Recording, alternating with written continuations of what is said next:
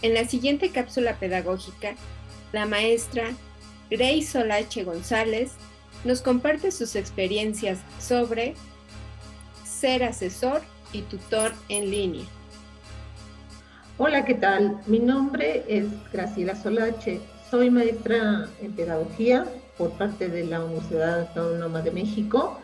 Y bueno, en esta ocasión vengo a platicarles sobre mi experiencia como tutora en educación en línea. Pero bueno, también quiero platicarles un poco sobre mi trayectoria como pedagoga. Bueno, yo cuando estaba estudiando me incliné por la parte de psicopedagogía y bueno, asignaturas opcionales las tomé en esa área. Mi primer trabajo así ya formal fue en la Asociación Pro Personas con Parálisis Cerebral. Ahí estuve 3 años. Posteriormente, gracias a la Bolsa de Trabajo de la UNAM, pues ingresé a la Secretaría de Educación Pública. Y bueno, ahí estuve también en el área de evaluación y fue cuando participé en los procesos de evaluación de los maestros en el programa de carrera magisterial, en el Laboratorio Latinoamericano de Educación, en el programa para abatir el rezago educativo y otros. Ya después, también dentro de la SEP, me fui al Programa Nacional de Lectura, me invitó una amiga y me fui para allá. Y también mi trayectoria ahí fue pues bastante interesante, fue cuando el Programa Nacional de Lectura tenía mucho auge y se seleccionaban los libros de literatura infantil y juvenil para formar parte de la colección Libros del Rincón para las bibliotecas escolares y de aula. Después me invitaron a trabajar en una editorial, allá me fui como asistente de la dirección y bueno, también ahí ya otra experiencia más en mi trayectoria. Después decidí hacer mi maestría y fue coyuntural porque fue en el 2007, se abrió este programa del gobierno del Distrito Federal, que fue el bachillerato a distancia del gobierno del Distrito Federal. Y bueno, quienes nos convocaron, a algunos pedagogos, bueno, salió la convocatoria, fue a través de la Coordinación de Universidad Abierta y Educación a Distancia, la CUAED, de la UNAM, y pues yo llevé mis papeles, ¿no? Dije, bueno, voy a ver si puedo ingresar. Afortunadamente sí ingresé después de exámenes, de algunas cosas, de algunos cursos que tomé, y me certifiqué como asesora del curso propedéutico Estrategias de Aprendizaje a Distancia, porque cubría el perfil como pedagoga. También solicitaron a psicólogos y a otros perfiles, ¿no? A otras licenciaturas.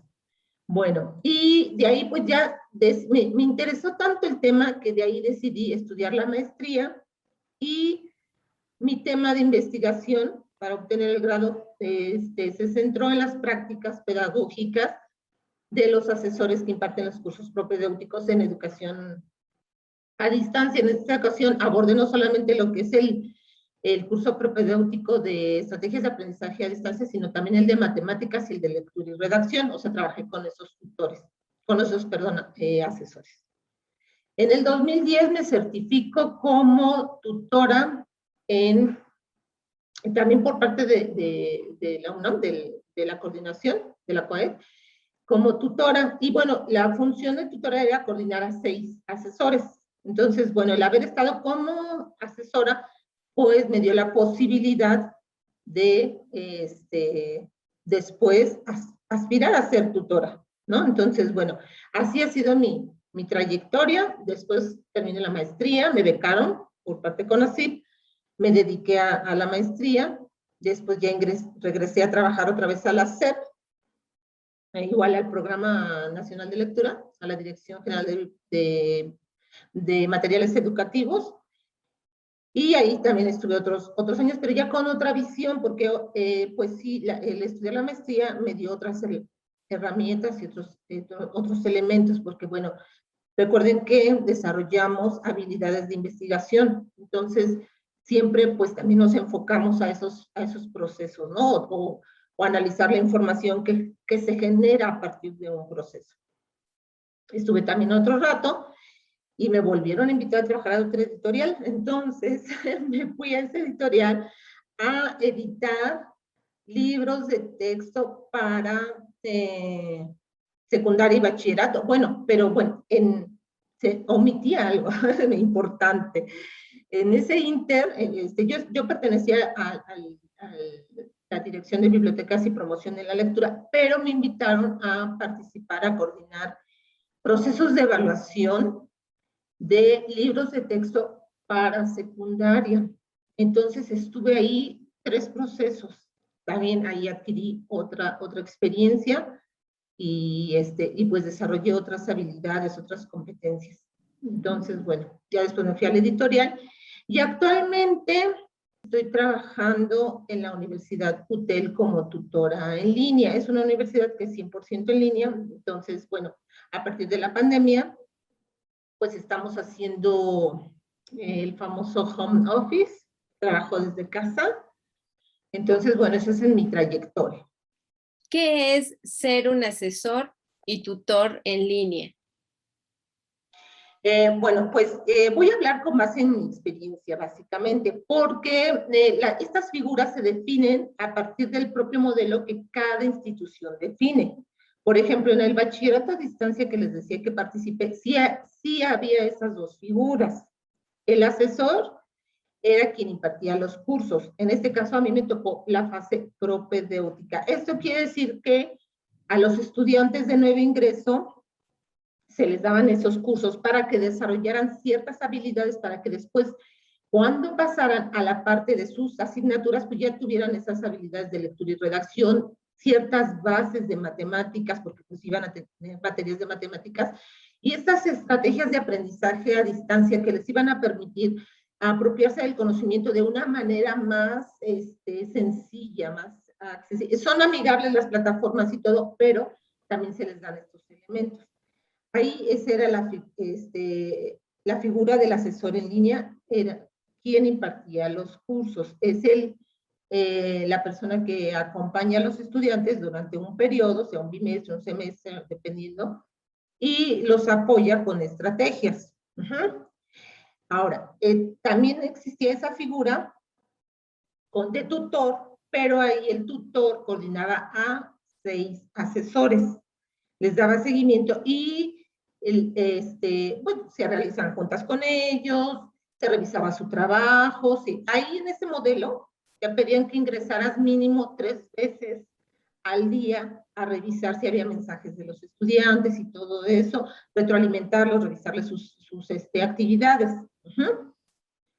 Y el tutor era la persona que daba seguimiento a esos 6 asesores y se tenían que hacer reuniones con ellos para retroalimentarlos, para saber cómo les iba con sus estudiantes, y también el tutor era el que podía tener contacto más directo con los estudiantes porque tenía autorizado llamarles por teléfono. Los asesores no, los asesores solo a través de mensajes, del mensajero que tenía la plataforma. Ahora, como tutora ahora en la Universidad UTEL, yo sí tengo contacto principalmente por teléfono, de hecho es el medio que tenemos que utilizar para darle seguimiento académico a los estudiantes, apoyarlos con estrategias, revisar sus calificaciones, revisar su avance, y bueno, yo estoy en la etiqueta de onboarding. La etiqueta de onboarding recibe a los estudiantes de nuevo ingreso. Entonces se les hace un proceso de inducción que consiste en corroborar unos datos, hacerles unas preguntas, invitarlos a sus clases de inducción y darles algunas sugerencias para que tengan un buen inicio de bimestre, y se les da seguimiento durante las semanas que dura el bimestre. Semanalmente se les llama, se les manda mensajes, se les manda correo. Podemos utilizar el WhatsApp también de manera excepcional. No es el medio por excelencia que se utiliza, más por llamadas se atienden también sus necesidades administrativas, por ejemplo, que algún documento, o financieras, ver el tema de sus pagos, cuando tienen que hacerse para que los hagan de manera puntual y todo eso, ¿no? Entonces, las funciones del asesor y del tutor se definen a partir del modelo que la institución donde laboras establece. Pero lo que sí prevalece es ese seguimiento académico. Y como pedagogos, pues no podemos dejar de lado el estar ofreciendo también estrategias y estar sugiriendo algunas cosas que les puedan servir a ellos para que tengan éxito en sus estudios, mantener el interés y la motivación de los estudiantes. Sí, ellos tienen sus profesores o docentes que imparten las asignaturas. Ajá, en los modelos de educación en línea, pues trabajan a través de plataformas. Entonces, todo está ahí, pero sí hay que hacer ese contacto con los estudiantes y es justamente tú eres el enlace entre los estudiantes y también ayudarlos a que también tengan una buena comunicación con sus profesores. Sí, la tarea principal sería esa, ¿no? Claro. Acompañarlos y pues atender de manera oportuna alguna necesidad que llegaran a tener, alguna situación. Por ejemplo, los estudiantes nuevo ingreso, pues luego no le entienden tan fácilmente a las plataformas, entonces hay que estarlas apoyando, ingresar a su aula virtual y todo eso.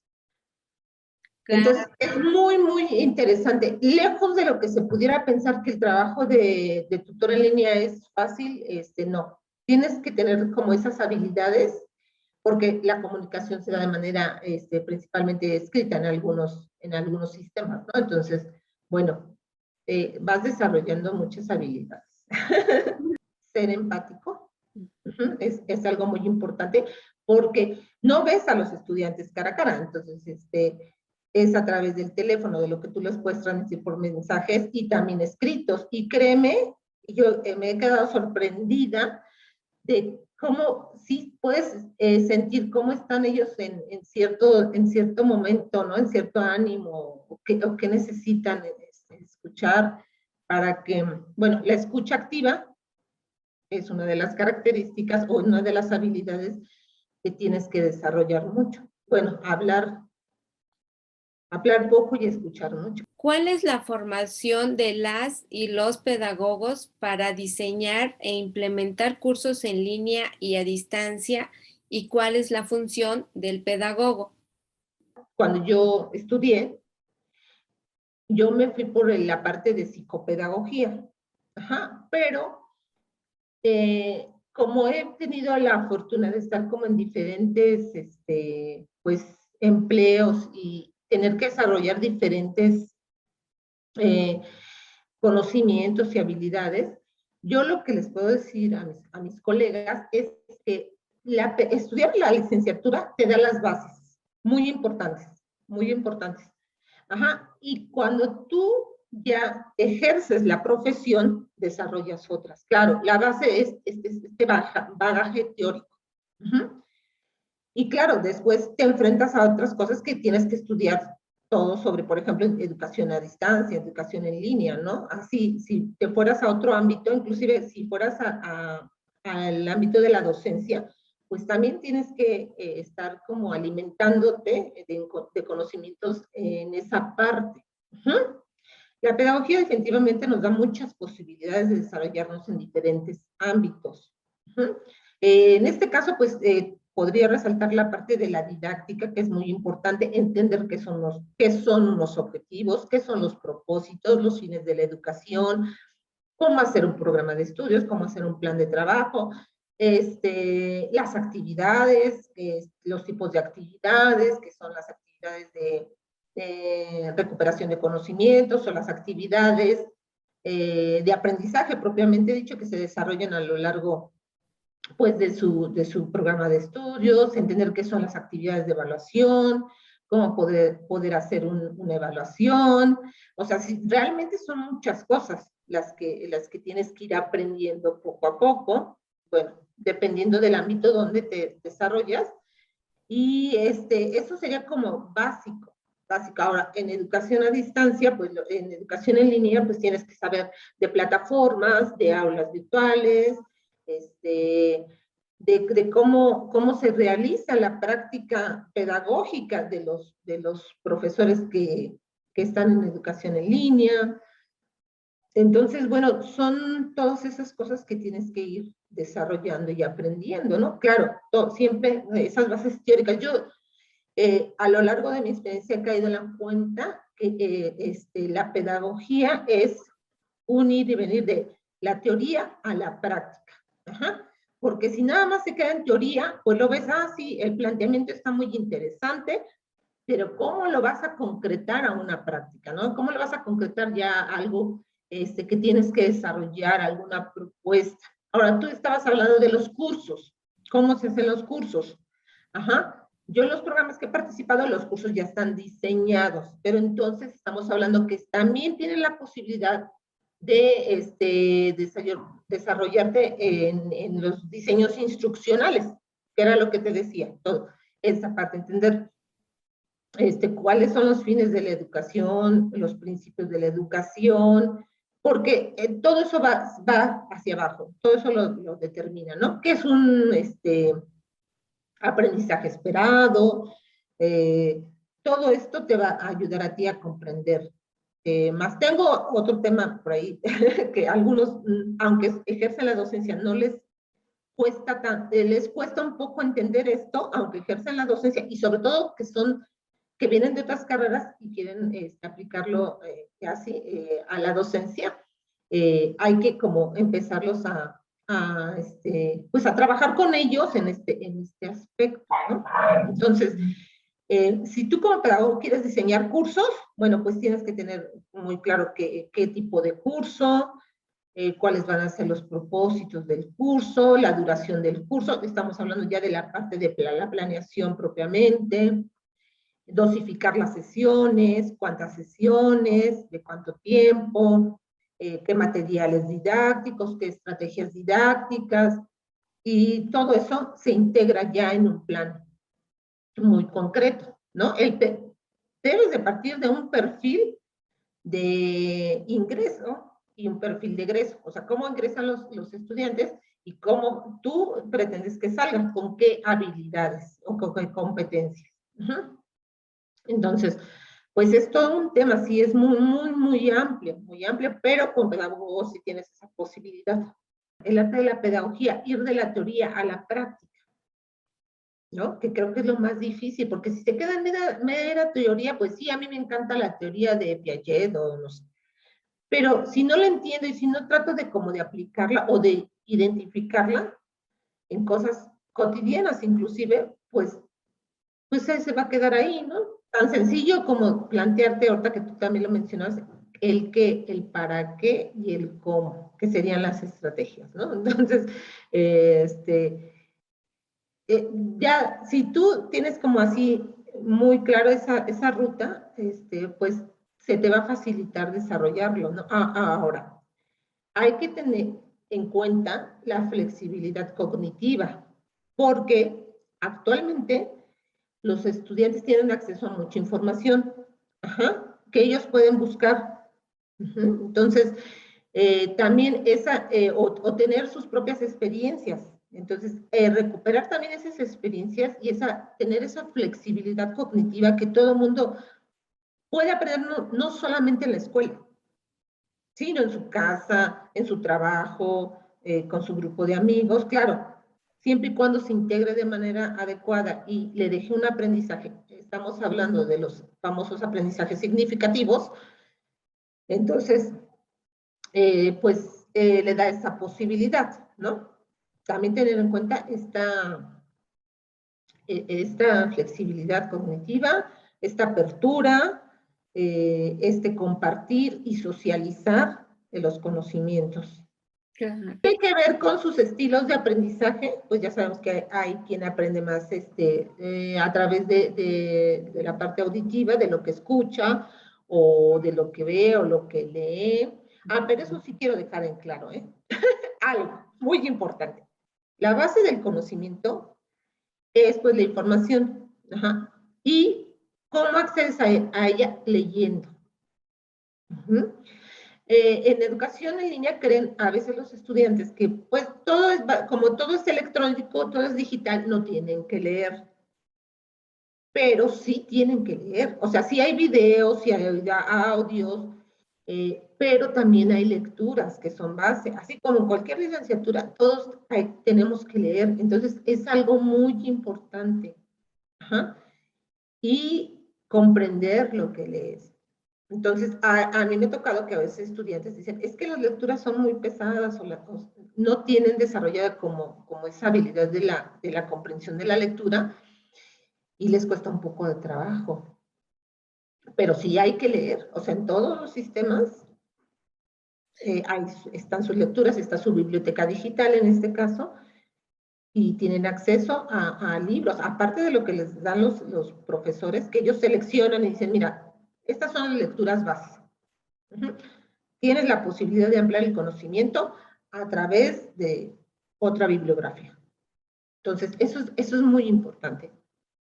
Eso sí ha cambiado un poco en este sentido, ¿no? Los estudiantes, las nuevas generaciones, creen que todo es electrónico y que van a acceder al conocimiento solamente pues dando un clic, pero no. ¿Cuáles serían las principales diferencias entre la educación en línea y a distancia? Bueno, la educación a distancia tiene su historia. Se habla de 3 generaciones. La primera generación pues fue de la educación por correspondencia.